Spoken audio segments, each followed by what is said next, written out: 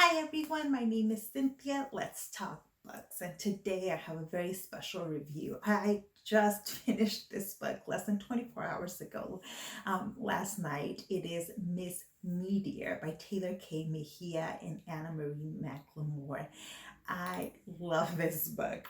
But I will start off with a disclaimer that I did receive the e-arc free on NetGalley, and but I was not paid for it, and all my opinions are my own.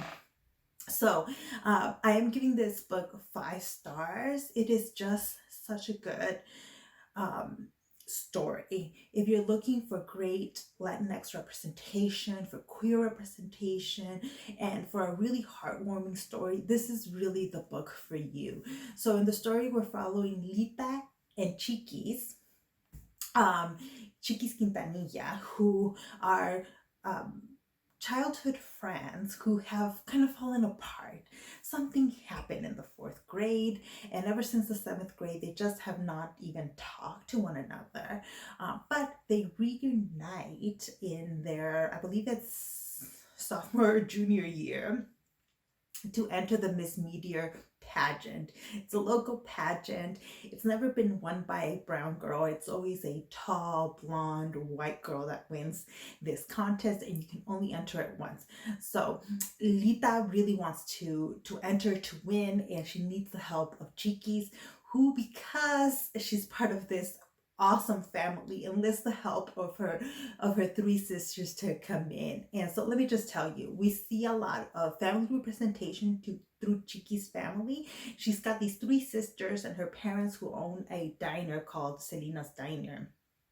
And I love the dynamics of this family. I think I just really connected to it because they're a loving family. Of course, they have conflicts and issues, but like at the bottom, when it comes right down to it, like the family just loves each other and will be there for one another. And I just really saw a lot of my family in the Quintanilla family. It's also the Selena connection is also really fun.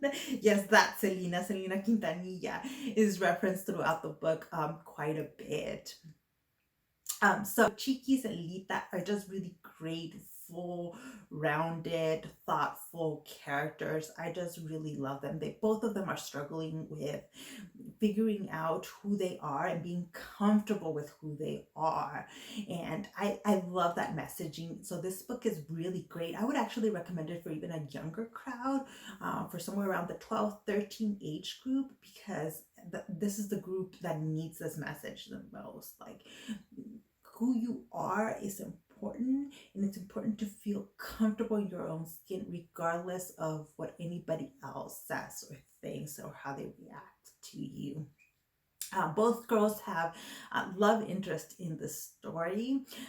Lita is kind of falling in love with Cole, and Cole is one of those guys who just he's a jock, he's popular, but he will not let people just bully others. Part of it is because he's a trans guy, and he knows what it means to be different than other people and to be picked on because he's different.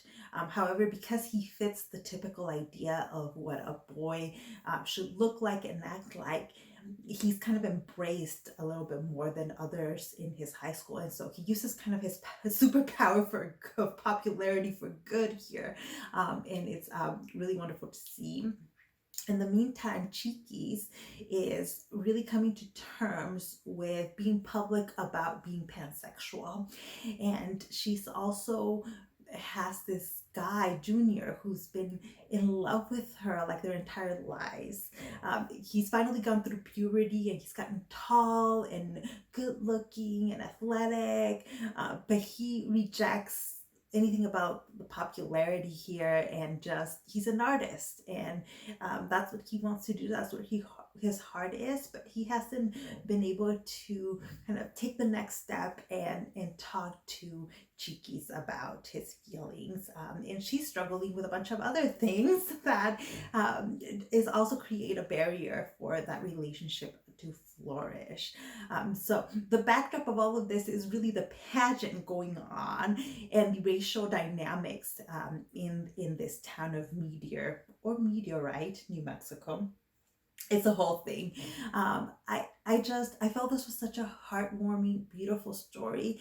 A lot of times, this kind of heartwarming story, I tend to get more out of middle grade than YA books, and just this part. That's part of why reading this particular book just filled me with love, and I really want to shout out from the rooftop that this is such a wonderful book and don't miss out on it. It just came out, so hopefully your local libraries have ordered it. If not, go and request it because I love it. I think I'm actually going to buy a physical copy of it because um, I I want to be able to gift it to people, and I want to be able to see it on my shelf. It's a gorgeous, gorgeous book. At first, I was a little worried that Tehlor Mejia and Anna Marie McLemore's writings wasn't gonna mesh.